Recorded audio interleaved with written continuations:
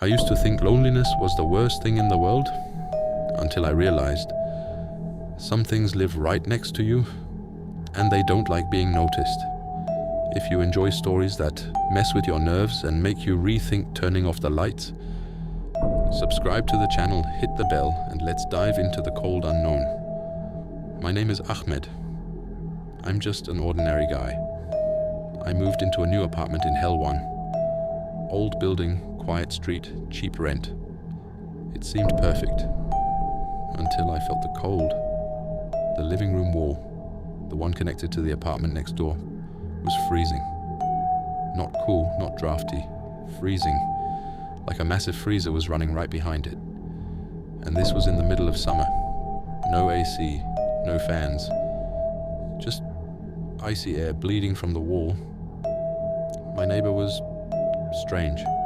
Mr. Reda, mid-50s, always pale, always distant. His eyes never really focused.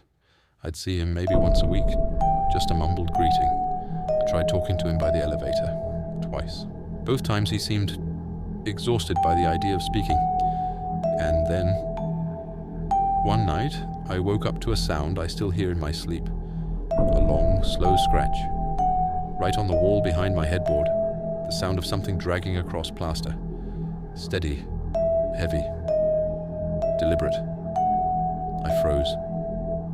Then it stopped and started again, but closer, like it was crawling toward me.